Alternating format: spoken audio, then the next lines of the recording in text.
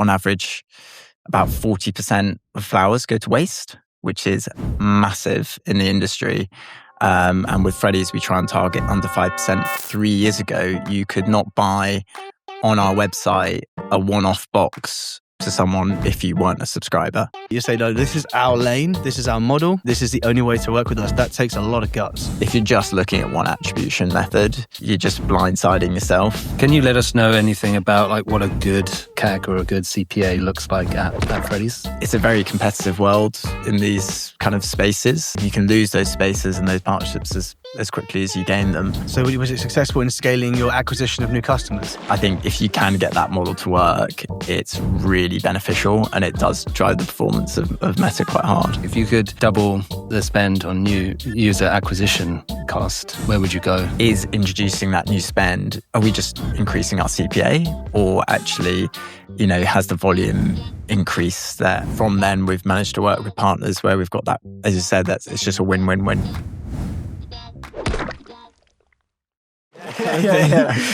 So do you like the milk bottles? I actually do. Yeah? Do you want to know what's inside them? Probably nothing, I would imagine. Are they empty? And it's just painted on. That was an idea of ours, but that would look unrealistic. It's Tresemme.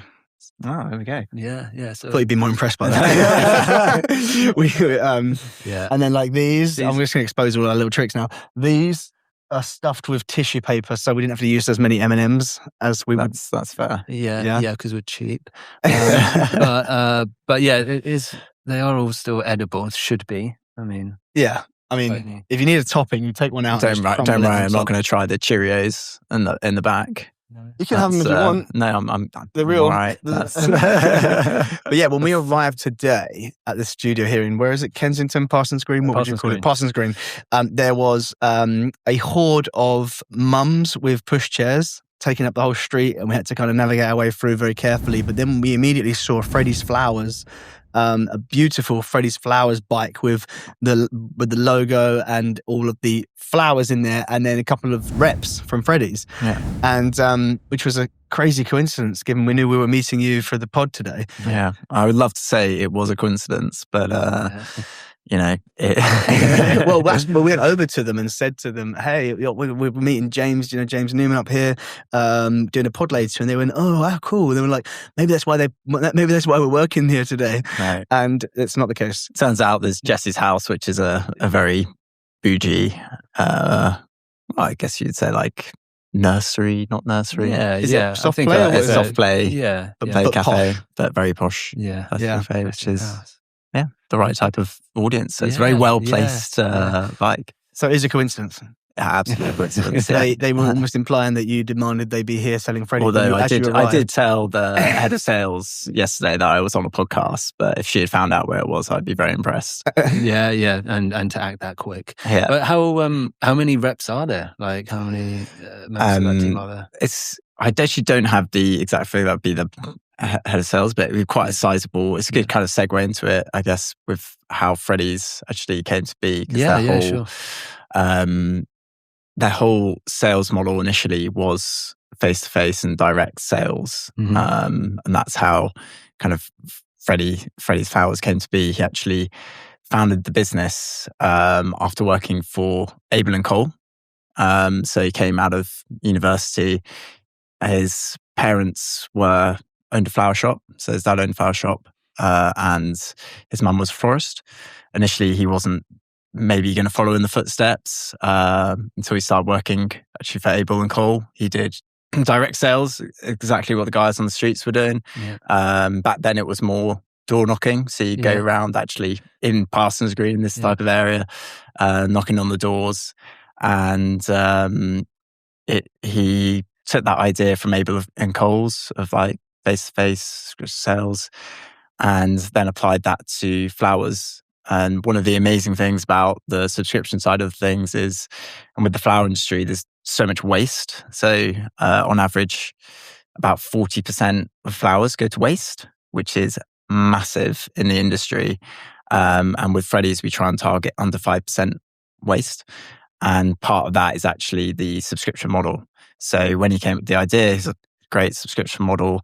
So I know exactly how many flowers I need to order and and building it on that kind of face-to-face direct sales from his experience at that's a really yeah. interesting sort of origin story. Do you think he still gets out there for the occasional sort of sales face-to-face? I think he's he no longer kind of explores the streets, but he is still very much kind of, I say, very involved in the flowers, the arrangements. Actually does a lot of creating those arrangements. He's in all those kind of like flower sign-offs, trying to create the very best arrangements. And that's the thing with Freddie's as well, why that kind of model works so well is that, from like a Bloom and Wild, you might have an endless, you go on their website and you're like, gosh, what do I choose for the flowers? Freddie's, we've got quite a more limited range, but we make sure everything is the top quality. And because it's subscription, we're buying in the quantities that we can work directly with the growers and really have that say to be like, well, if it's not to our standard of quality, then we can actually just, make sure that it's not going in the boxes to the customers. That subscription thing is really interesting though. So was Freddie's because Freddie's really did sort of, and we can talk about the origin story. We want to dive into that even further. But like Freddie's has been deemed as, from my perspective in the world of marketing, a huge success, like in a huge rise, and quite a pioneer and an innovator.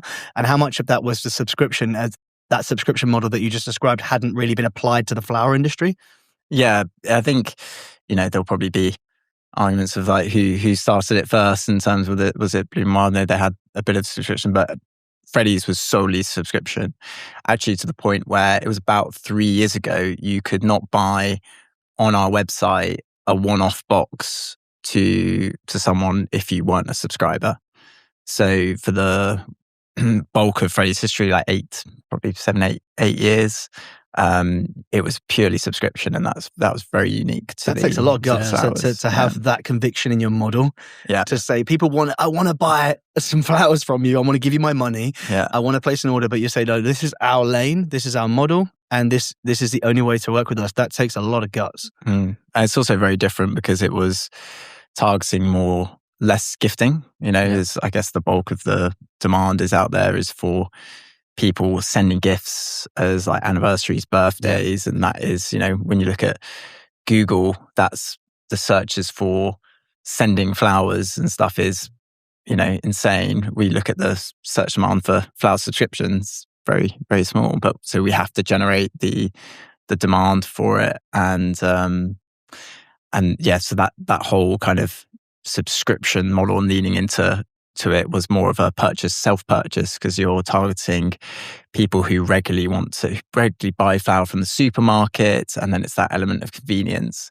And the first thing the sales people always ask is, do you buy flowers? And if they say no, they're like, see you later. If they say yes, then they can convince them. So it's always that kind of trying to transition away from like the supermarkets, who you forget are actually actually one of the biggest sellers of flowers, both in the UK and also internationally. Yeah, cool. Well, I think this is going to be a great podcast for anybody who's in that D2C subscription business space, because clearly, Freddie's is a trailblazer in that respect. So yeah, let's jump into it. So welcome to the Marketing Over Milkshakes podcast, James Newman. Cheers. Cheers. I can't really enjoy your milkshake. Thank you. And you've got a banana one there. We've got chocolate ourselves, and enjoy. Thank you. So yeah, I'm going to reel off a few facts about yourself, and then we can get into sort of the nitty gritty of marketing at Freddie's. So you are head of performance marketing at Freddie's Flowers. You're a highly accomplished marketer. You've been in the space a long time. You've worked in the marketing agency world, consultancy side, before working brand side, likes of Ryman's, and there was one other, Boo Avenue, who previously. And you're responsible for all digital marketing at Freddie's. On the customer acquisition, retention economics, and performance efficiency. Responsible for CAC, payback, channel mix, and scalable growth. I'm getting to the end. And you're operating at the intersection of brand, data, and real world logistics. That's a lot to come out of, and it's and you're a really nice guy. Yeah, really nice to work with as well. And you're a pretty good operator from what we've seen. Yeah, and an expert in the space. Yeah, we've been working together for is it about a year now, or a little over? Just over, probably just over a year. I think it's been great on the affiliate side. It's actually one of our biggest subscription channels at the moment. So it's that's really good. That's good, and we'll move on to the different channels later on, and the differences between them.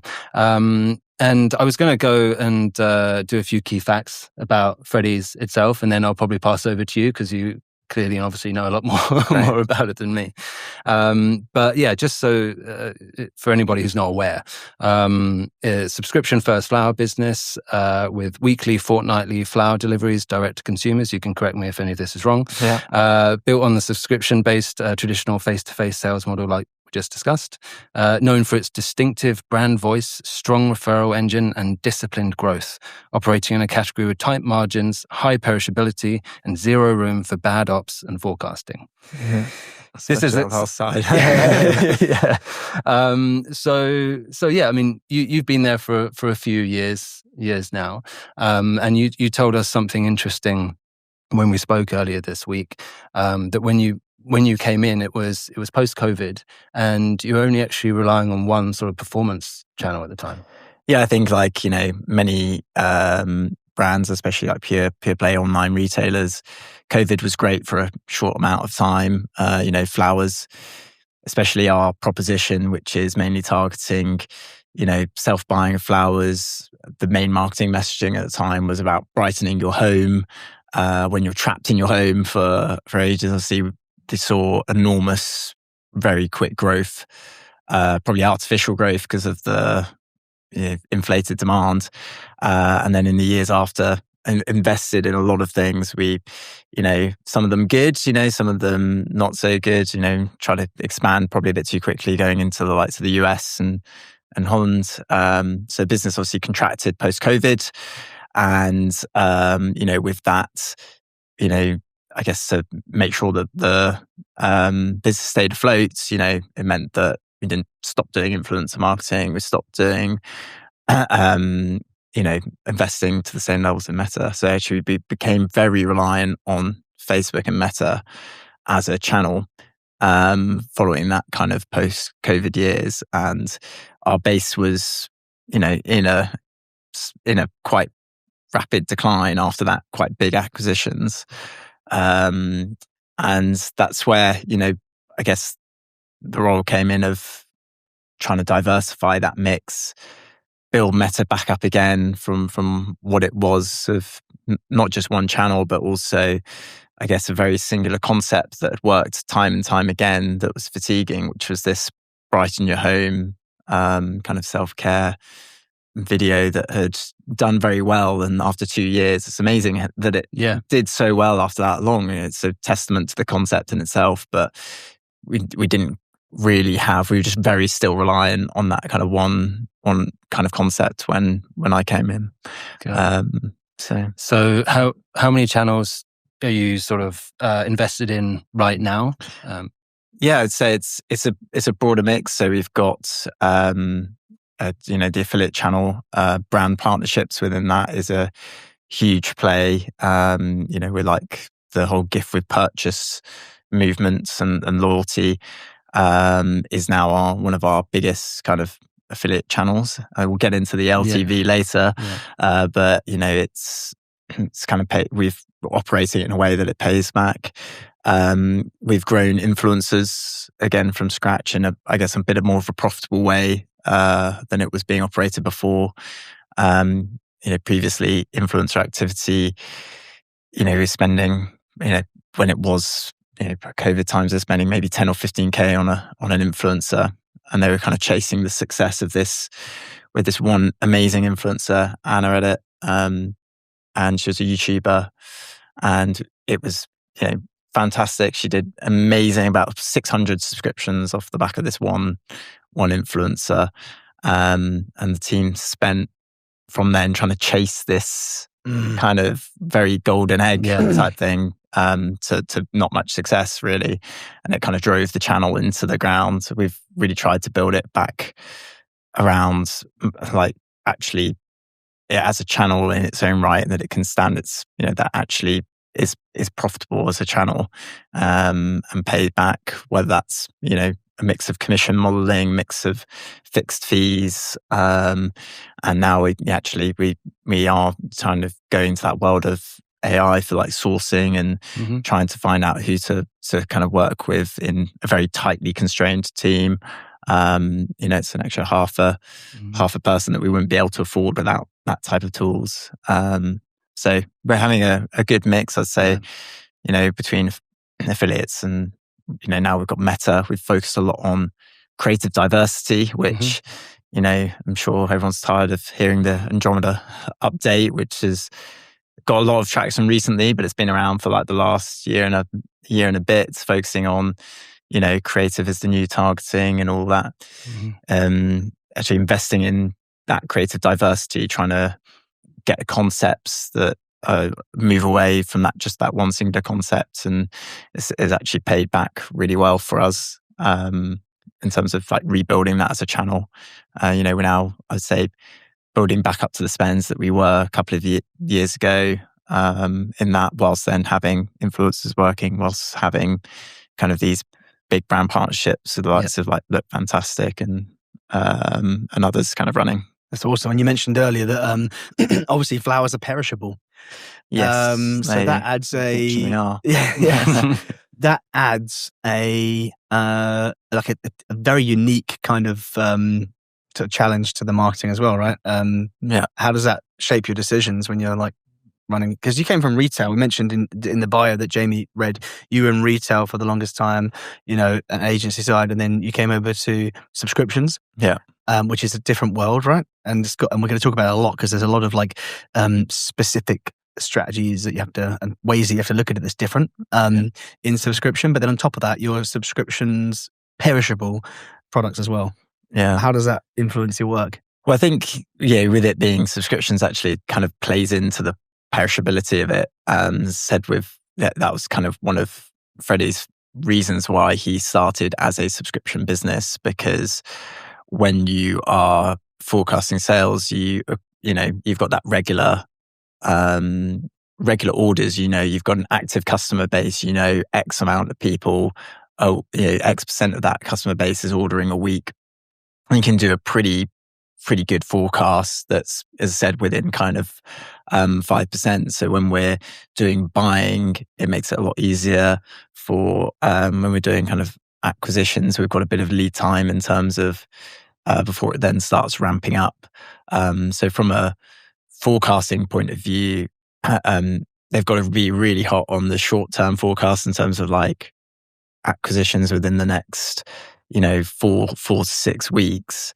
And it means that we have to be very realistic from that point of view. We also now have the gifting business, which launched about 3 years ago. And I think we've taken the same approach to gifting as we have to subscription, in that as a business, we'd always rather sell out than kind of be left with 40% waste. I'd imagine you have quite quick. Imagine that if you were to, in fact, I don't say I imagine, I know because I've been a customer, but you have quick delivery times as well, right? Yeah, so everything is basically delivered next day. So on gifting, I could order something and then it's going to be next day. Yeah. But obviously, if you have it, and if you don't have it, then you're saying you'd rather be out of stock than have oversourced. So we got Valentine's Day, Mother's Day coming up, like making sure, we've got a person that's really dedicated to like short, medium term forecasting. And if you think about, times that by the number of SKUs, because if you don't sell it, if I say from marketing, I'm going to sell 100 flowers, tomorrow, it's not just 100 flowers, it's 100 flowers of, is it the letterbox, cascading chimes, or whatever the flowers are called, the it goes down to the variant level. So the more complexity from a SKU range you have, the more complexity from a forecasting point of view. So, you really need that person there, looking at the data every day, making sure that I work very closely with that team to say, hey, we've noticed that on Google we're starting to steal impression share, our spend's increasing, quickly making sure that that's feeding into their kind of short-term buying kind of forecasts. That obviously has a flip side of, Valentine's Day last year, we sold out, I think it was like a day early. And you're like, oh yes, you could have had missed sales. So this year we'll kind of edge it up, but we won't go, we'll make sure that we're edging it up versus like what we can say we can do versus the growth of the base, that thing. Whereas I think in retail, sometimes the forecasting and the marketing team are just completely not talking to each other. I think that's one of the things that I've really realized here versus previous ones, even from like, Evans Cycles and specifically where, the forecast would be very top down. They would buy to a very top down forecast and they wouldn't have that, yes, you need a stretch target, but also you probably need something realistic from a buying point of view. So you're not left with, 1,000 stock that you then have to discount at 70% off later. So if you guys have a stretch target, too much of a stretch target, then you might end up with a skip full of, dead flowers. Yeah, and it's about like communicating it. It doesn't mean we don't have stretch targets and this kind of thing. It just means that we have to have that in between of like accuracy of like this is our run rate, and this is what we're aiming for. And it also forces you to have more of a plan to get to that level. Not that we don't have a plan, but when something's a bit top down in terms of where it's coming from, you're kind of scrambling to get there. Whereas actually you have to have a very solid plan of how you're going to get that growth. Because the commercial consequences are greater. Yeah, I think, yeah. What happens in supermarkets then when I say supermarkets, could talk about e-florists, could talk about whoever, who just sort of sell straight flowers from a warehouse, then are they just landfilling all of that? Yeah, they have different mechanisms, it's not landfill because it's green, but like they're just dumping it. Yeah, so sometimes some will try and do again like discount. So you see, Bloom Wild will do that. We've got too many of this. Here's 25% off. But then you're kind of training customers on that. Can I make discounted? What about potpourri? Yeah, but that's like with Freddie when he's saying when he. That's one of his observations of his parent shop was the waste of it is just really, that's what he really wanted to tackle. And so it's, I really hope we continue, as we kind of grow that gifting business, that's, we're really trying to kind of commit to that and still leverage that. Cool. So just to back up a bit, we touched on influencers before, and you mentioned how much of a big focus that was to diversify a couple of years ago. So how does a brand and how do you view influencer marketing, both like is brand building exercise to ROI calculation? Yeah, it's a good question. I guess Freddie's is still quite a performance marketing business, I would say. It's come from direct sales, knocking on doors. So everything there is immediately attributable to a sales agent. And I guess we're still in, I would say, in the infancy of, we don't have huge brand building budgets. Who knows in the future. I think when we approach influencers, we have approached it from monitoring the impact. We don't necessarily just look at the direct, click-throughs. We do a lot of coupon code, like most subscription businesses. It's a lot of coupon code attribution. To be honest, having come from the likes of GA4 and that kind of thing, is actually quite good in a cookieless world. It's more accurate in terms of the way. If you can prevent it being leaked. If you can prevent it from being leaked. Yeah. That's one. We do actually have quite a good grip on that, Freddie's, just because we use it so much for attribution and we really crack down on it. But yeah, we have that is our kind of first layer, but we also look at, as we've invested more in Meta and influencers, we look at like a blended new customer acquisition target. So we'll know that when we introduce a new channel, our average hovers around a certain CPA for the business. And that's pretty consistent, when you've got Meta operating at a certain CPA. Obviously, if Meta's CPA spikes, you see your overall blended CPA spikes for new customers. But it means that when we introduce a new channel, we look at that kind of overall, all of our new customer acquisitions across every channel over all of our media spend. And that really now enables us to see, is introducing that new spend, are we just increasing our CPA, or actually, has the volume increased there? Because what you'll find is it generally tends to, hover around an average, give or take.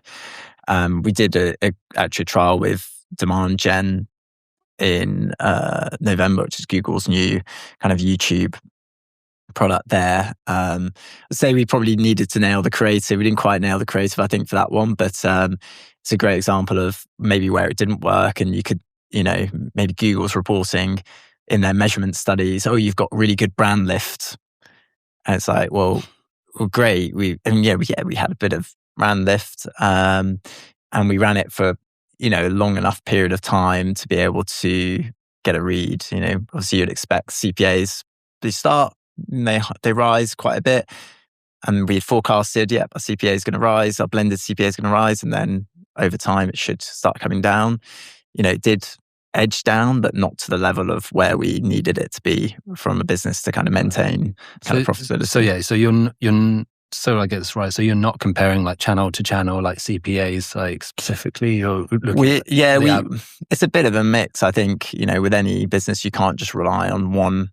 If you're just looking at one attribution method, you're just blindsiding yourself. There's no silver bullet of attribution. You've got to, I think we use, coupon code attribution. We've got GA4. We're looking at this blended CPA, and we're looking at the platform data. What's Meta reporting? What's our post-purchase survey doing?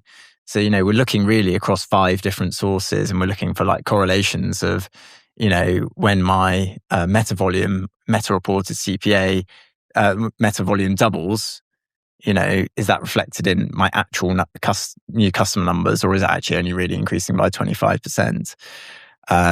So we use a blend of all these channels to actually kind of get this right mix. But the blended CPA is really good for when you introduce a new channel. And then you normalize that to a platform CPA or a post-purchase, what your post-purchase is saying, which we found, or like what GA4 is saying on a last click. There's normally a kind of ratio that you can work out. Got it. Can you let us know anything about like what a good CAC or a good CPA looks like at Freddie's? Yeah, obviously I can't reveal the actual one. Probably we have to edit that one out of it. But it's all in relation. We look at lifetime value. I think we're quite harsh on ourselves, maybe versus other subs brand. We look at this thing called a trip, which is within the initial subscription period. So as an example of that, I subscribe tomorrow, I stay for 6 months, and then I cancel my subscription. That's one trip. That trip can last for 6 months. It can last for 2, 3, 5, 6, 7 years. See, that's not our average. It'd be great if everyone subscribed for 7 years. But it just means that if I cancelled and then restarted, for instance, that wouldn't be included in what we call lifetime value. Interesting. That then gets attributed to the restart channel.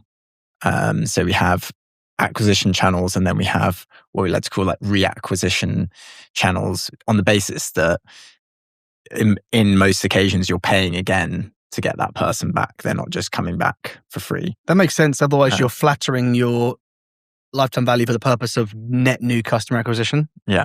So I think that makes a lot of sense. There's obviously different ways of doing it, and we're trying to look at we do have like multi-trip views, and it's important to look at that more holistically, because without the initial customer you wouldn't have got the restart.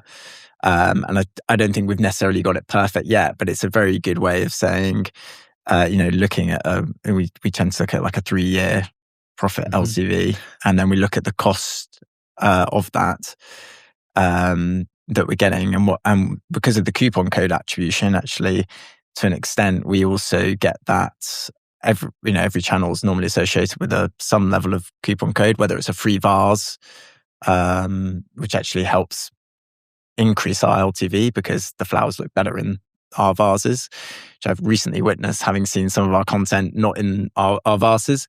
But it just means that you can then track the lifetime value at a channel level and even down to a partner level. So when we, work with certain affiliates or certain channels, we know we can set the CPA targets based on their LTV. Like for us, some of the mobile phone providers had, potentially because they skewed a bit more male, maybe people were abusing the fact that flowers can be used as a gift. So we know that kind of at Valentine's Day, we tend to switch off some of those like bigger first box discounts. Or we know that, we can only afford half the CPA for certain ones versus like, you look fantastic. It's probably female audience, very aligned. They actually say subscribed. We can actually go a bit higher there. So everywhere we're looking, we're setting the CPA targets to the kind of LTV and even like a predicted LTV. So we know that for new channels, you could say like, how do you know what a 3-year LTV is for influencers because you've never done it before? We have milestones we look at our retention after 4 weeks, after 6 and 8. And then that normally has we look at retention curves and we model data off that to be able to say roughly within a range what the predicted LTV is going to be. It's so scientific, and it's really impressive, and it's also, it makes so much sense that what you're saying as well. These models all make so much sense, but I think some brand, we work with a lot of companies, obviously, and everyone has a different approach. But yours is definitely up there with very scientific, very purposeful. How much of that was there when you came on board, and how much have you guys had to work out over the last couple of years? I mean, to be honest, that is really the very bread and butter of a lot of subscription brands. They will do different LTV modeling. Some will use tech. There's some good tech providers out there for it. There's some that look at multi-trip, over the full lifetime value. I think what we've really tried to enforce is more like this year is when we've worked with those new partners, leaning more into the predicted side and working with the commercial team that we've got to develop out those models so that we can more quickly shut down what's not working. And I'd say, if I look back over last year, there were definitely a few ones where we probably should have shut it down a bit quicker. And similarly, there are probably a few ones where we go, actually, I think one of the benefits of us as a brand is we're quite like, and affiliates and the way it's going now in terms of these brand partnerships is that, you can be very, very kind of honest with the partner because it's, they're doing a gift with purchase. You want it to work for them and you. And we have very frank discussions with our kind of partners of, at the end of the day, they're getting a great discount on flowers or whatever it is. But if it's not kind of paying back there, then we just can't do those types of those offers. So we normally have very, frank discussions to say this is the level of payback we need for you to have this, call it You'll gift. be showing them the data, right? So you've got trust, transparency. Yeah. That's always going to put you ahead because a lot of brands like to keep their data to themselves and act like a black box and just see what they can get away with. None of that clients, obviously. But like some companies in my past life that I've worked with selling traffic to them on a CPC, it's like very, very closed, and they just want to, it's like, what's the max CPA you guys can pay for, or if it's an LT, what's the, do you have like a matrix for LTV and CPA and everything, and they do have that, but they just don't want to share it, and they want to see how hard they can get the partner to work for as little as possible. The worst players in the space.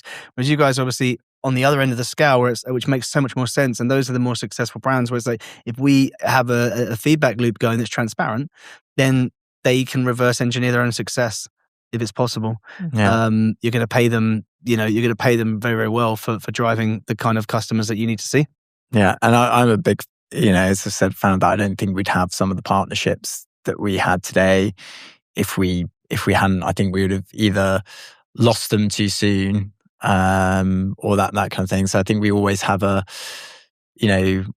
try you, might try you out. And if we're doing it, some partners, we have a CPA that's higher, and that's on the basis of, they've said to us, our customers generally tend to have higher LTV for other sub-brands. So we might go, yeah, we'll test you out for X amount of subscriptions, and then we'll get a read on your kind of customer base. And then we'll kind of feed that back, because at the end of the day, it's a very competitive world in these kind of spaces, and like the gift with purchase spaces. And, you've got to be, you can lose those spaces and those partnerships as quickly as you gain them. And I think, it's a bit like, I guess more traditional marketing it is very kind of relational in that respect. And I think that's where that whole thing of, if it's working for them, it's working for you. So we always, for example, the gift with purchase, say like, are you hitting the targets your side? If you're not, or let's change the offer, let's change the messaging. Like, yep, we're hitting the targets our side, but if you need a bit more from us volume wise, or you're not quite seeing that performance, we always kind of work with them to change up the offer, change the wording, and all that kind of stuff. That will be key to some of the success of the partnerships for sure. Yeah, and just going back to, you mentioned that you might not have the perfect model or the perfect outlook or whatever, but for any subscription marketers, brands sort of listening, you do follow something that is fairly standard. And, if you could just spend a few more words on that and, what they should be having as that standard, in your opinion. Yeah, I think there's two sides of it, which is, that LTV to CAC is just so important, and kind of reiterating what I said there, but it's not getting to. I think the other mistake a lot of brands can do in this space, specifically in the subscriptions, get carried away with volume.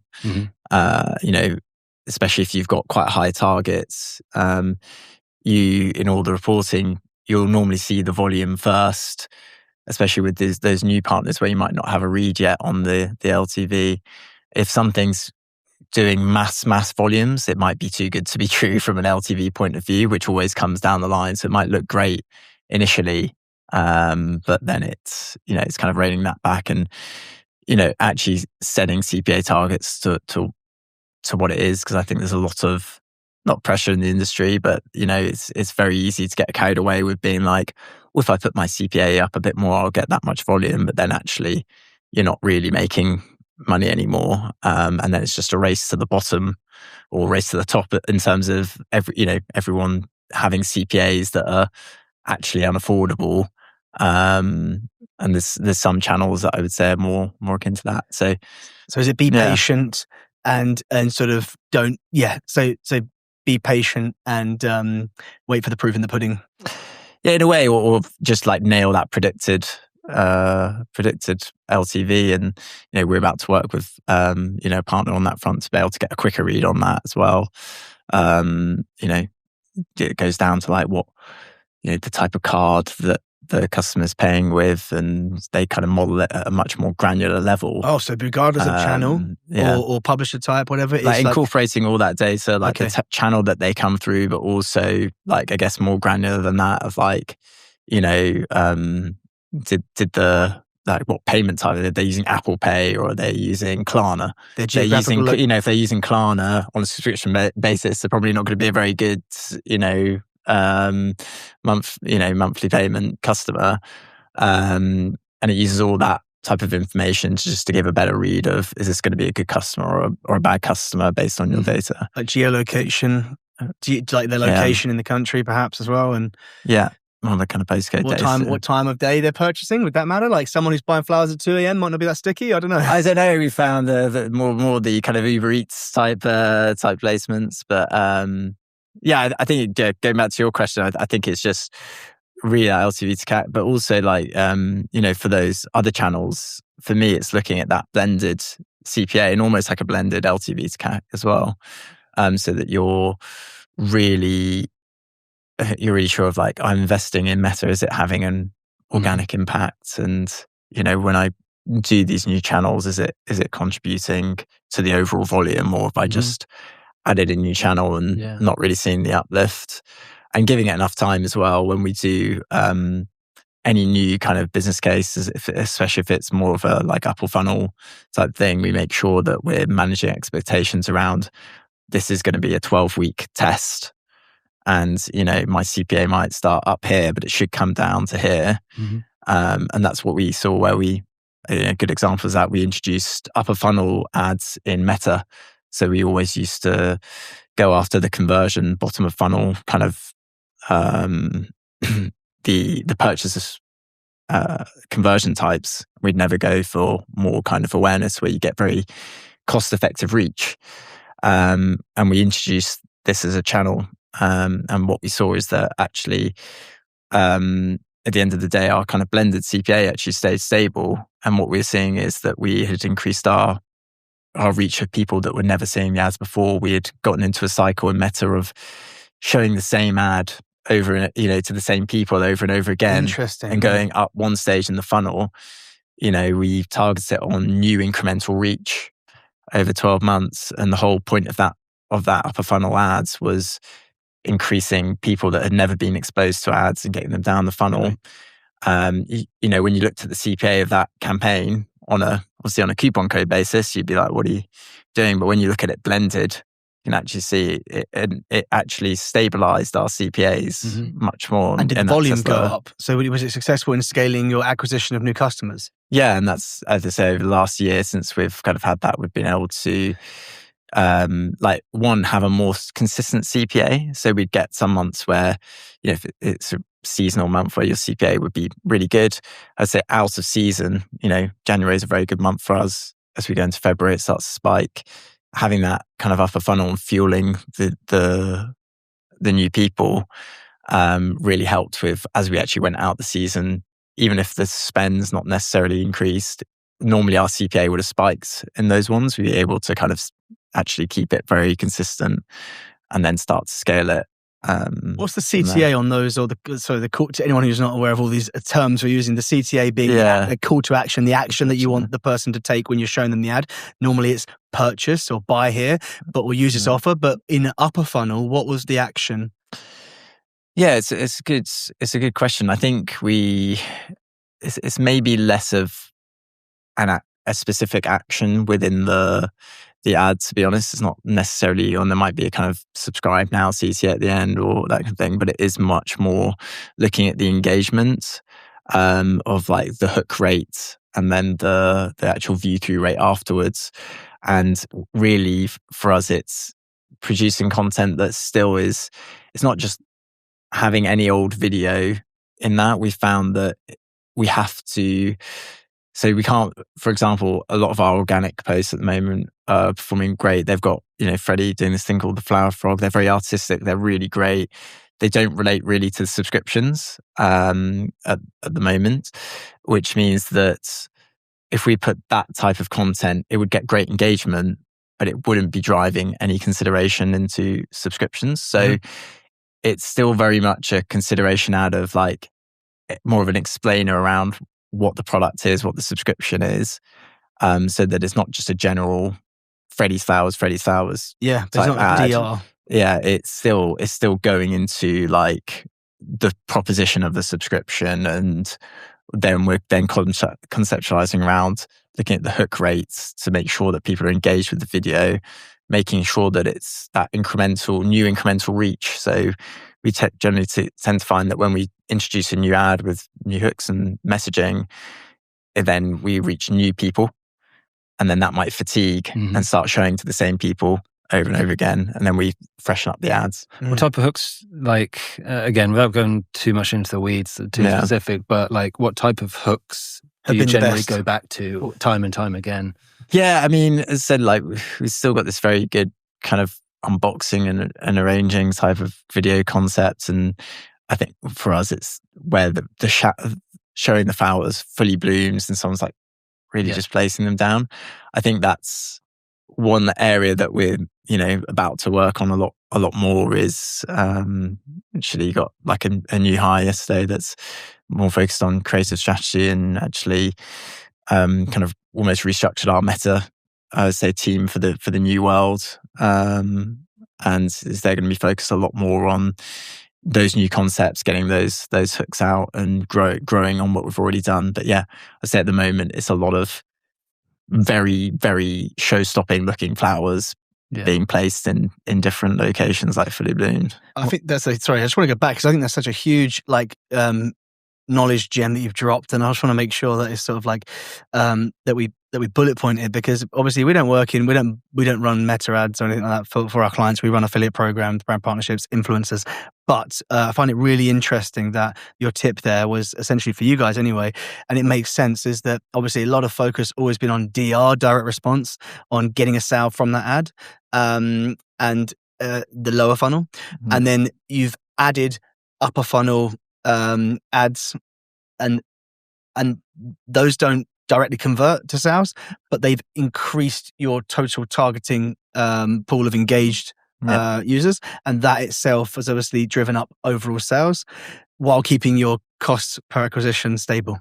Yeah, that's it in a nutshell, right? Yeah, and even within Meta, it's just helped our Meta CPAs actually stabilize. So that's that's a really good insight.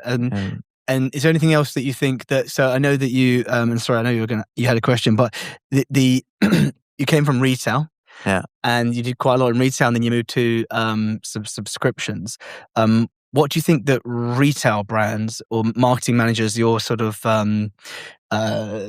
your counterparts in the retail in retail space, could learn from what subscriptions brands are doing that's quite unique?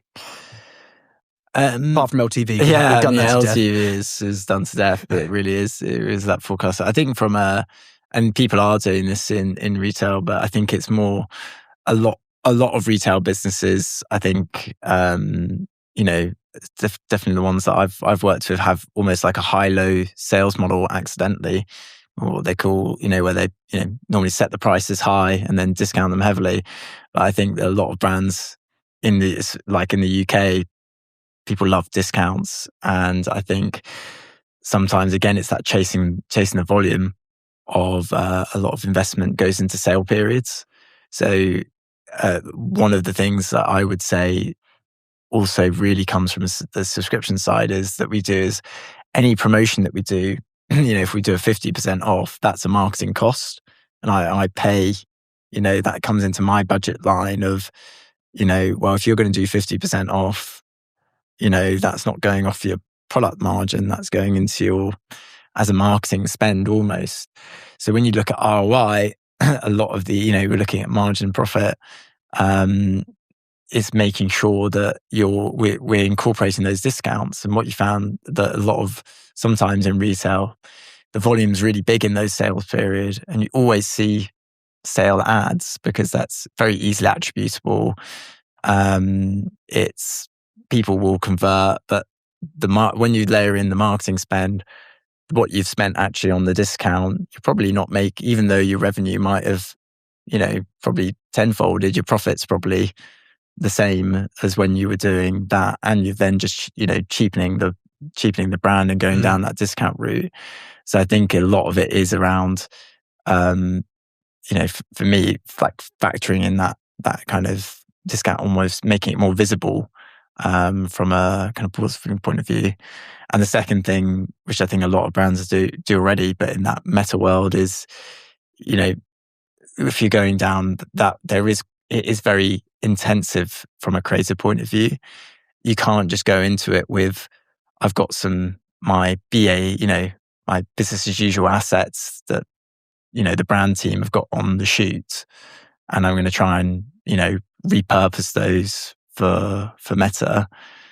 I think you've really got to invest in creative, in those like concepts that work, and really, investing in those kind of frameworks of like, what problem are you trying to solve, what you're trying to do, getting the good hooks and everything. That's not going to come from, I've got the the kind of static locations, you really got to build a case for the investment behind the creative. We're seeing a lot of demand RevWise actually from brands who on our influencer division, who want influencers. I guess you could call it UGC, but they want influencers recruited, not even with the primary goal of driving sales with them, although that's obviously being tracked and is important, but to create a huge bank of and test for the high, to get real world data on what's getting engagement, and then use it as creative. Sorry, have you had any experience with that? Yeah, some of our kind of top performing ads at the moment have come from some of our influencer partnerships. Has that been kind of passive, or has it been like a big drive to get a load of it in and then take the best of the bunch? Yeah, I wouldn't say we've gone down the full, for example, we had a conversation with Small, and I think they do like 500 ads of UGC, and they're just, as I said, using that as a source, which works really well for them. I think what we try to find is that blend of the cost, because you do have to, want to license the content as well. There's some kind of cost involved in that. Making sure that we're getting using the right content on Meta. So I think we're starting to use it more. We also have very different offers between our influencer activity and Meta, which is maybe one disadvantage of the influencer strategy we're using. It just means that we normally take the best performing influencers and have to like recut and re-edit for a different offer. Or like we then work with them more specifically on an ad basis. But yeah, that's definitely growing. We're definitely finding that that's working more and more, but we haven't used it turned our influencer channel yet into a creative fueling, because I think we're getting such good performance from some of our other kind of conceptualizing, which for us is more cost effective. But I think you got to do both really. You got to really experiment with it. Yeah. Nice. I mean, why fix if it's not broken? If it's working, then there's risk involved, there's cost involved, upfront cost. But I do find it quite interesting. More and more brands are doing this and asking us to do this, which is out there and basically, get a load of collabs, get a load of content live, get rights to it all. Yeah. And if you're going sort of on the mid and micro level, it's not super expensive either. But it's not. It is a sunk cost really. And then, but the idea is that you get sort of real world engagement data instantly, and then you take the cream of the crop and run it on your ad creative. But it still needs to be done on like an industrial scale to have like the biggest impact. But some brands are doing it really, really well. Yeah, exactly. And I think, that's one thing we would actually, we are exploring, we are actually, as part of our kind of influence strategy, saying, do we actually go down that route more? For us with the flowers, the cost of the flowers, plus, to be honest, you've got to give them the vase as well, because we've recently started doing some tests on the likes of TikTok Shop, where we just do the flowers, and some of the vases that people have and the content that comes back, you probably wouldn't put that necessarily on an ad. And what we've found before is like having the vase is really essential for our offer. It improves the lifetime value of customers because, as I said, the flowers look a lot better. So for us, the sampling cost is actually quite high, right? As opposed to like a wild, when you're sending out a deodorant pack. If discussions with them is obviously the sampling cost is minute. Yeah. They don't have to. The influencer doesn't have to be in on the day to make sure that it goes into water. Fair. It's. I think if you can get that model to work, it's really beneficial, and it does drive the performance of Meta quite hard. Yeah. Imagine their margins are maybe a wild. So theoretically, now that we've covered a few of those different channels, theoretically, if you could double the spend on new user acquisition cost, like where would you go? Yeah, I mean, any gift with purchase, I would encourage all brands to get a gift with purchase on their site selfishly. No, but obviously it's that gift with purchase is great for, has the benefits of increasing conversion rate. Just explain it for people who maybe don't know the gift with purchase model. Yeah, so you go, say for example, you're on, one of our partners we have is Look Fantastic, so I'll use them as an example, but you go on to their basket, and you add something to cart like normal. You'll see now like offers for various different brands, normally subscription brands, with, hey, you get 50% off your first box, and like a free vase or something, and they then add that offer to the cart, and then they can then redeem that offer with a partner. So from a customer point of view, they're getting a kind of added reward in terms of that kind of discount at another retailer's site. So it helps with conversion rates, and they also get revenue from it because we're paying them a level of CPA. And then from our point of view, we're gaining that customer. Obviously, we're setting CPA targets in relation to the kind of discounts that we're giving. And then, we're getting kind of customers off the back. And the benefit of that is just scale of volume. Your customers getting a great experience from, having a variety of awards. And then, the partners obviously, having that experience of, it's quite a direct message.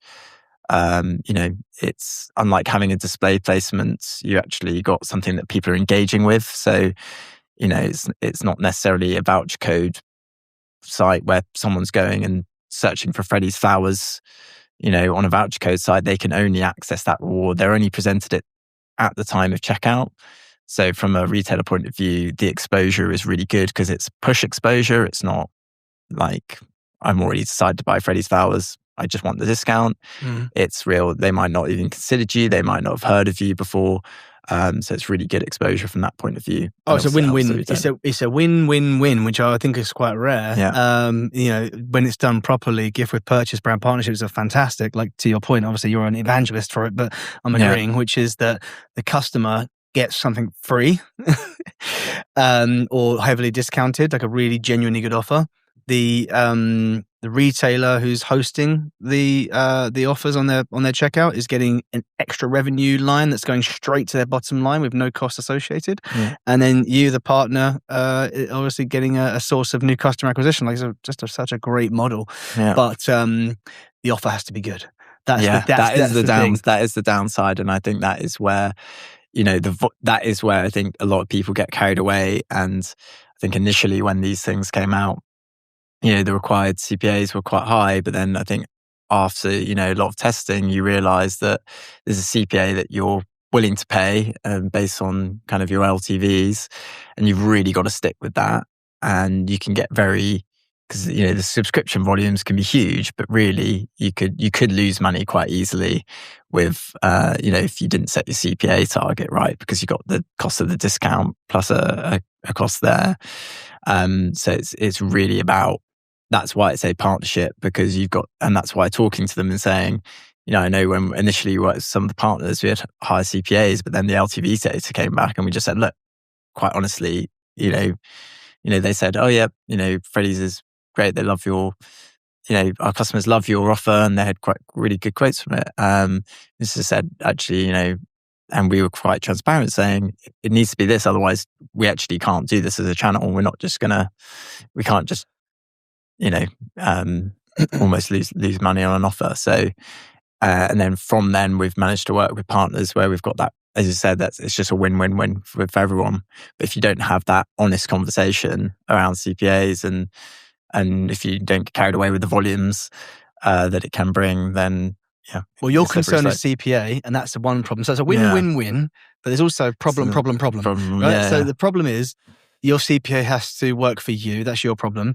The merchant needs a good CPA that works for them, but they also have another problem, which the merchant being the host merchant, they have to have a good offer that's actually going to convert, or they're not going to get any CPAs anyway, because it's pointless. You could say, I want to pay you £1,000 CPA, but if no one wants it because it's not really actually an offer, then it's pointless. And the reason I have this unique view on it, which is all sides of it, is that we work closely with a company called Rewards Bag. Shout out to Gary White, who's the founder, and they're doing amazing stuff. I think we've spoke about them before. They're doing really amazing stuff there, where they sort of have a load of tech and they facilitate, and there's these gift with purchase offers, but they've got some amazing amazing, I think I can say this, but they're on things like Trainline, huge host merchants, big major retailers where they've got huge amounts of volumes, like hundreds of thousands, and look fantastic, and so the opportunity is huge. But then what they do is obviously they power the tech that makes the whole thing run.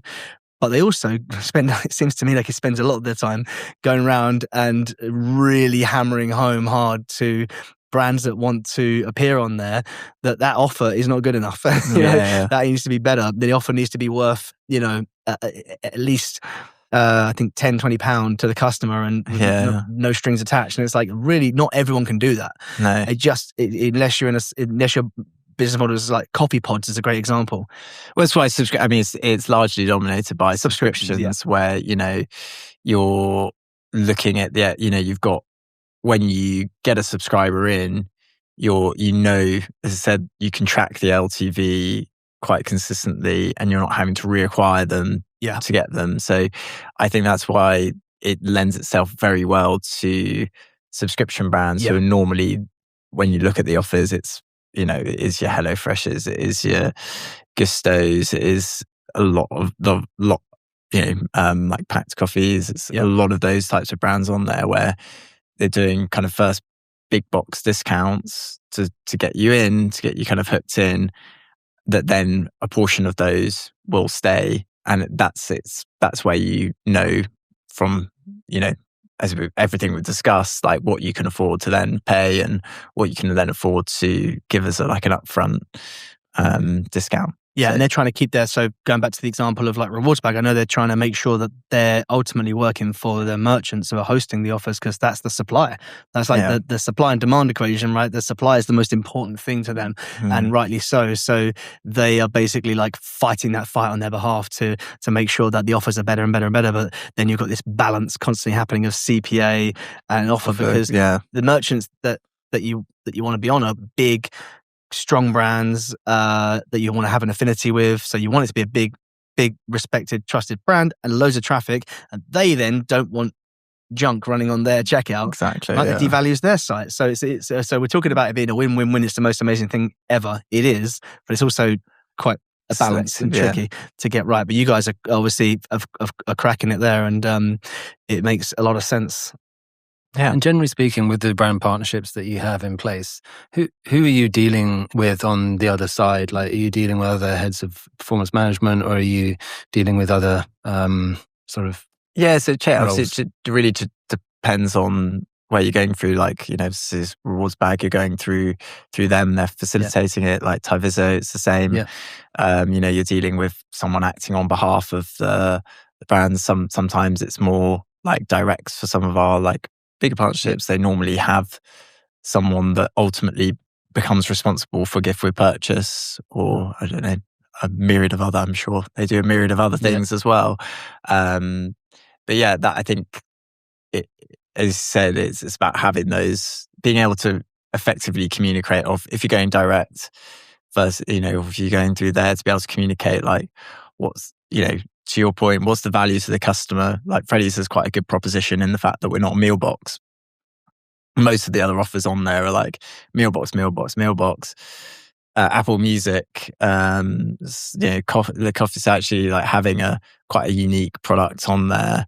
Actually is quite good. But you've really got to kind of monitor it very closely. Cool. Yeah. Good. I'm going to change gears slightly and put the spotlight a bit more on you and your history, because I think we'll have a lot of marketers listening to this podcast because you're on it, and I think they'd be fascinated to understand your journey to where you are now. Obviously, you're deep into it with Freddie's, but it hasn't always been that way. You've been other brands, you've been agencies, Havas, McKinsey, and you let us know that you're out in New Zealand for some time. So tell us a bit about your story. Yeah, so I started in like a very small PPC agency called ESV Digital, and they were really good in terms of just, they're very like data driven. They had very good kind of tech. They got very early into, when you could track everything through pixels. They had their own multi-channel attribution data. So I got a lot involved in, kind of PPC, learning from a very best practice point of view, from that point of view, when it was still very manual, when you had to have huge spreadsheets doing your bidding for, time of day of week, retargeting audience versus prospecting, that now all the AI very nicely takes care of you for. But also what was really great there is it exposed me to, they had the multi-attribution tool, and that really exposed me to like cross-channel management. And actually, when a lot of things at the time were quite like last click GA, it made me get across like different channels, like, your affiliates and, those other types of channels, which are, sometimes adding, sometimes not. And that was just very insightful, to the point where I thought I wanted to go and be a data geek, learnt R programming. And I thought I wanted to do data, and that was going to be my calling in life. But then I realized that I think when you're doing the data and all that kind of thing, you feed into the decisions, but you're not making the investments. And I didn't want to really give that up. So I kind of pivoted back into marketing, went to kind of Havas for a bit before, I guess, going to client side, to Evan Cycles, where I'd had some contacts with, and started kind of that brand side, more kind of multi-channel, getting exposure to the likes of Facebook display and that kind of thing. Were you a cyclist yourself, or were you? I have to admit, at the time it was a bit awkward. I was not an avid cyclist. I did. So you're like the black get sheep into it. Was there peer pressure to take it up? There wasn't peer pressure, but everyone else really did. I think I was brought in more for the marketing side than my bike knowledge. But actually, I'd end up getting a bit into it, not like fanatically. One of actually the people who works for me got completely transformed into a very cycling enthusiastic. He was doing like kind of 2 hours commute on his bike, and testament to them. But no, but yeah, I was very fortunate, like, to, I guess, have that kind of agency background, that client side where you're going into it, and I got very, very lucky. My boss was Kiwi, moved back to New Zealand. I jokingly said to him one day, if you've got any jobs in New Zealand, give me a call. And about 3 months later, he did. Wow. And I was, to be honest, not really expecting it. He was like, "Can you come over here in a few months? Like 2 months or whatever," and managed to kind of turn my life around and go over there. Were you single at the time? I was not, but luckily my wife really wanted to live somewhere else before settling in the UK. So got very lucky that she went over there with. Do you remember when you told her about the opportunity and her reaction? She was ecstatic. Oh, yeah, she was like, "It's fantastic. New Zealand, like, who wouldn't want to go? Who wouldn't want to go live in New Zealand?" I think the thing that the pitch for me about that was that you can go surfing and skiing in the same day. And then I was sold. So, I packed my bikes, which by that point you were an avid cyclist. Didn't get used. Turns out I'm an avid hiker. That's what New Zealand turned me into. But yeah, it was great being over there. I said, like, I feel like in digital marketing, sometimes you go through, especially in the early days, you do churn through a lot of companies. And I think actually having the experience of going, spending 2.5-3 years, agency, then at different companies like, Rhyme there said New Zealand for Kathmandu, who are kind of north face of Australia, the green jackets, if you ever know them. Just having lots of experiences in different companies. Every single company that I've gone to, I've learned something different that I've then taken to the next one. Whether it's about kind of best practices around kind of meta, or like Kathmandu, I got very much exposed to brand marketing. They were very big brand marketing, and that really broadened from at that time of my career when I was a quite hardcore performance marketing, I would say, up until that point. It really gave me exposure to those like bigger channels like billboards and stuff like that, TV. Yeah, not quite the TV level, but they had like quite big investments into like YouTube. Right. They had very good seasonal product launches. They, were very good in terms of like building that hype around new products that came out at the time, and investing in, they had a lot of brand tracking. And, if there's one thing I could probably have at Freddie's that I would really want is, probably not, I think we're getting there is an element of brand tracking actually, which we used to have. But I think it's so crucial having those metrics to see your brand health, like what's your what's your awareness, what's your consideration, what's your purchase funnel. And because you can see that's an early indicator in terms of performance of, when your the perceptions of the company start to change, and actually how your advertising should be addressing those perceptions. So not to sound like a sort of, this might be a dumb question, but like I'm interested, like how do they get that? Is it surveys or what? I was going to ask the same, yeah. I know it's expensive. Yeah, it's yeah, that's why we haven't got a Freddie's yet.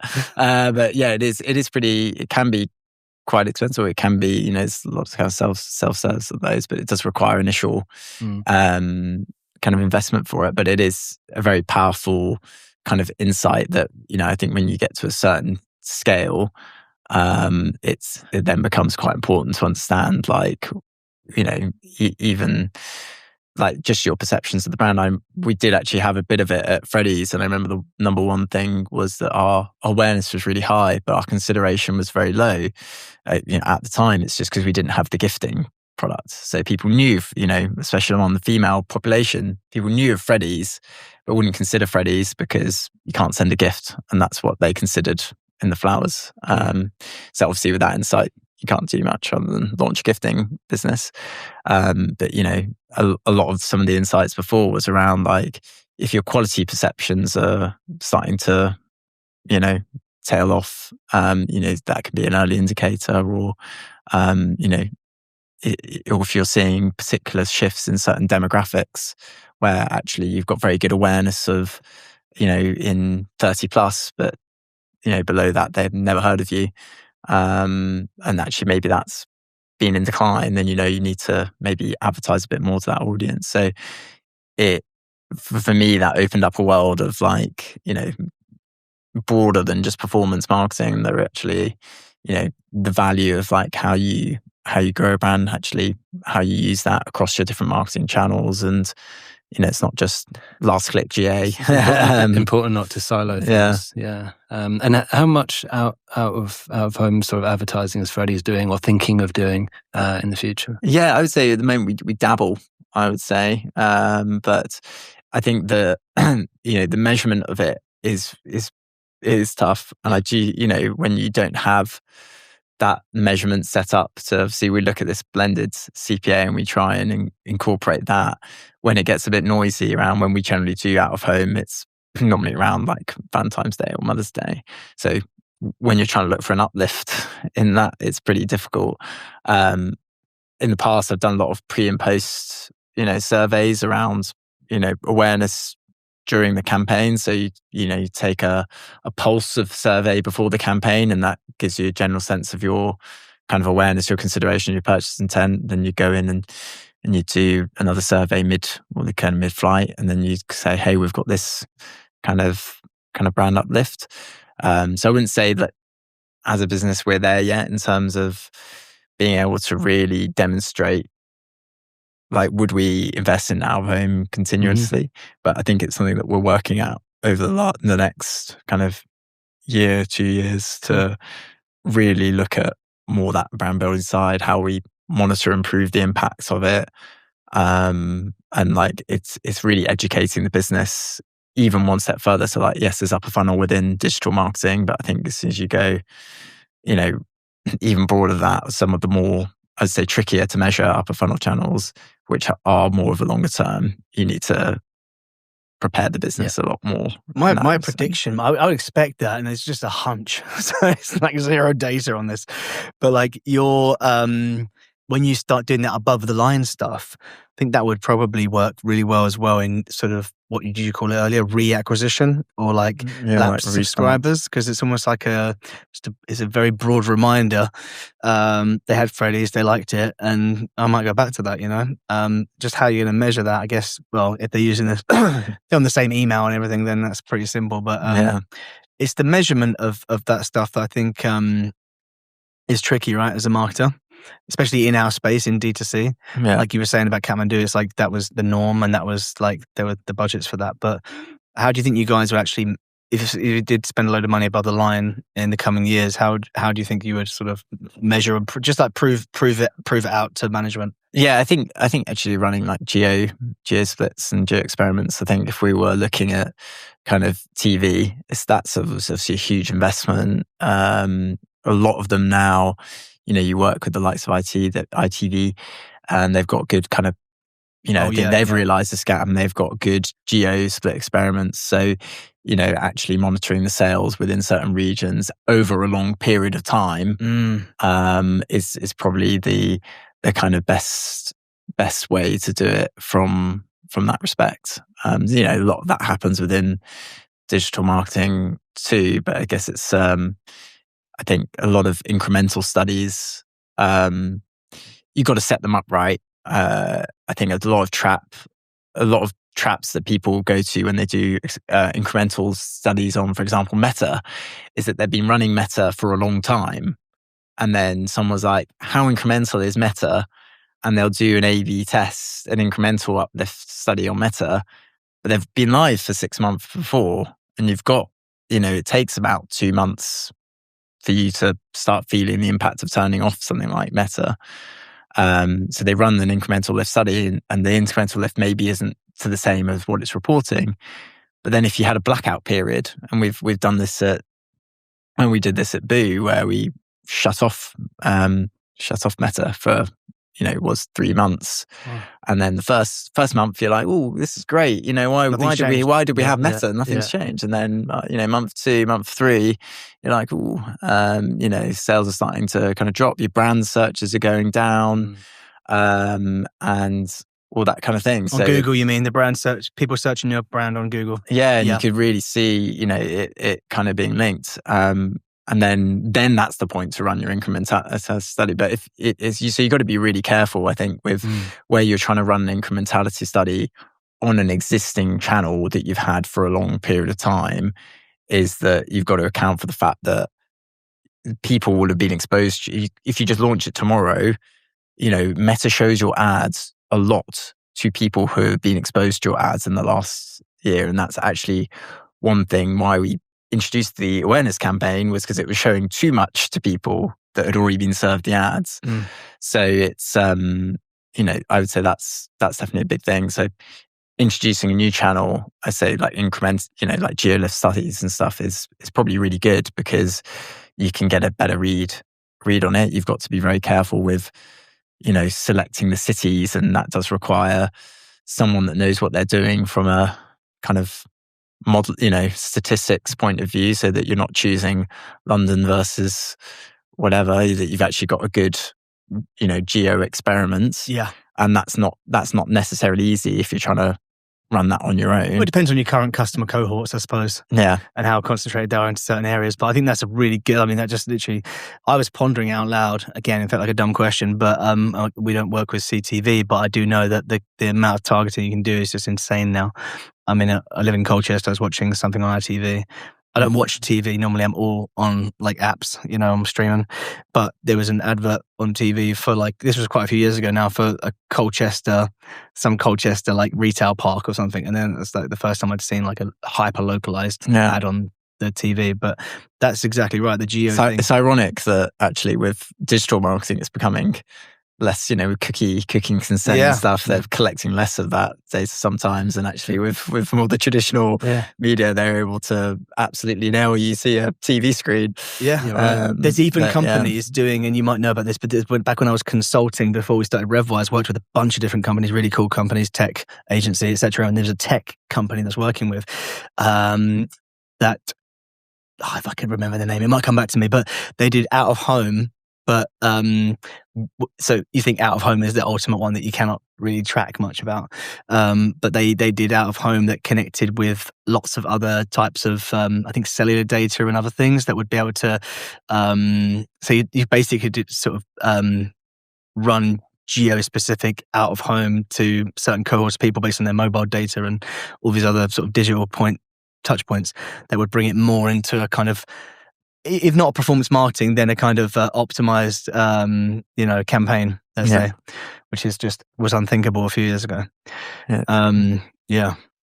We've geeked out big time, which is what I was hoping for. We have. No. That's absolutely fine. I have one last question before we might want to move on to the quickfire questions, which is, see that you're out and about going to shows and events. I think Gary mentioned that you'd been to a couple of affiliate ones this year. You met at a Philly Fest. Yeah, shout out to a Philly Fest. Earlier on in the year. And so you obviously like to, keep your finger on the pulse with what's going on. What piques your interest when you're going to shows and events, and what are you looking out for? Yeah, I think it's just different perspectives of what you're, the same types of like how people are running Meta. What's, for that, like what's their team structure? And I use it as quite a good like networking opportunity as well. You meet so many people in, similar roles, all trying to do the same thing, or different companies. So I definitely try and use that as a network, or listening to the events of like when we were setting up the influencer kind of program at Freddie's, we, actually they had, they did have, speakers from, it was like HelloFresh at the time. And it just makes you aware of like what other people are doing, what are the kind of best practices, what's working quite well. So I'd say and also just an opportunity to meet people doing the same thing, so you can get a different take on what you're doing, because digital marketing changes. What's best practice last year is not going to be best practice necessarily this year.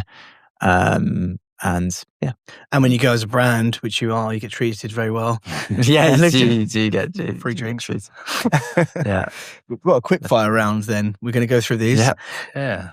So first up, what would your 12-year-old self say about who you are today and what you're doing? Gosh, yeah, probably like, why not doing chemistry? I don't know. I think I think that would be the number one. My 12-year-old self was so clueless. But yeah, I think it is one of those things where, you'd probably be quite surprised, I would say. Always liked marketing as a concept, but probably wouldn't have anticipated the fact that it can be so, I said, like, as you can clearly tell by my conversation, I had to geek out probably a bit too much sometimes. No, not enough. So perfect amount of geekery. Yeah. So like actually being able to do something that's quite exciting like marketing, but also having that kind of analytical kind of head, I would say. Yeah. So that you're not having to do chemistry, you can do something a bit more exciting. Well, cool. Sorry to the we find it exciting, but we find it exciting. Yeah. What's the what would be the proudest moment in your career? Gosh, I really should have looked at these quick. I would say proudest moment in your life, but that's obviously going to be becoming a dad. Well, no, I would say more at Freddie's is like, I think one of the things that I've managed to do is, turn around from having a business where they were in quite a steep decline of customer base, managing to stabilize that and return it to growth, and managing to, get some of these channels, like I'd never done influencers before Freddie's, but, so you go to events, you network, you meet people, you talk to, we were talking to all the like Wild, we were talking to everyone to see how their different approaches to doing it to grow it. So I'd say definitely during the work career, I would say just that whole journey I've been on over the last 2 years. Bloody hell. 2 years, to just really, like accelerate growth is kind of what you're in it for. Sometimes it's good with performance marketing. Sometimes it's mad. It's the perils of the job, I think. That's it. Yeah, you just got to ride the waves. Go on that ride, exactly. And No, you've certainly done that. And again, I think you're a great example to lots of young marketers who are in the field. That, you've got to branch out. You've got to keep expanding your horizons, like to learn new things, new perspectives, outlooks, approaches. Because at the end of the day, it's all about testing, trialing, but ultimately you've got to take a view on something. Nothing is an exact science, and a one size fits all. So I think that's a really, really important point for anyone listening. Yeah.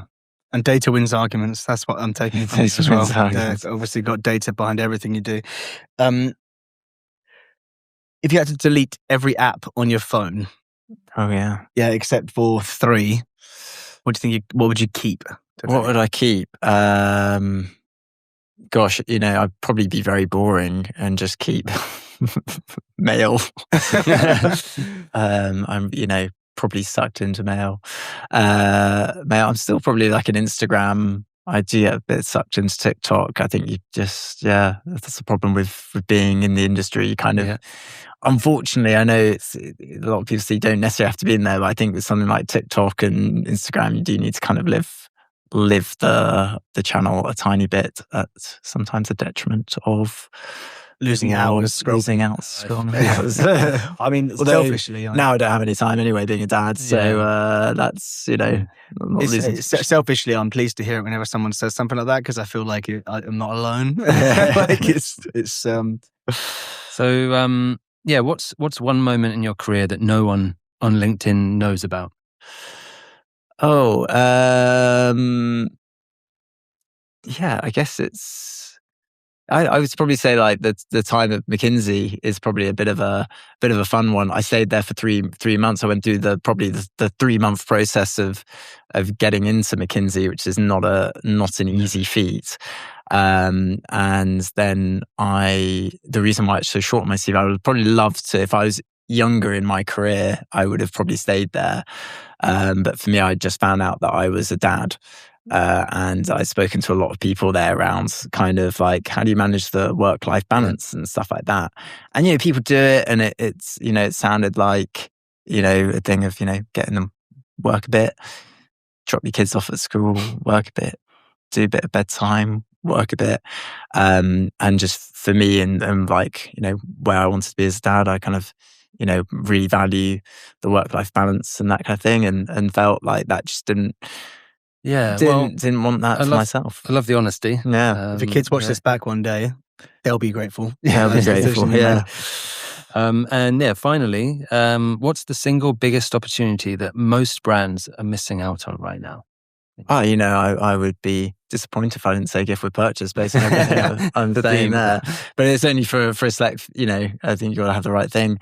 I think it's just, to be honest, I think a lot of brands are doing it and they're coming to it, but it's that real investment in creative, and whether it's like, building mass UGC or just really investing in great creative people. Because one of the reasons why I got into marketing was, to build a brand. I love performance marketing, but also I love brand marketing as well. And I feel like in a way, some aspects, performance marketing did kill marketing in a way. And I think what you're seeing now with the emergence of like so much emphasis on the algorithms being placed on creative and that kind of thing, you're having to creative's easier to do, but if you really want to stand out, you have to do it very well. So I think it's that really investment in emotional creative that really, makes you, say feel something, but that drives action off the base of just really good creatives. I think that's definitely where we're placing a lot of our kind of investments in the next year. I look forward to seeing it on my feed. Yeah. James, thank you so much for doing this. It's been a great chat. Thanks for dropping all the knowledge bombs. Great. Yeah, lots of hot takes, and thanks again. No, thank you. Thanks for having me. Cheers. Cheers.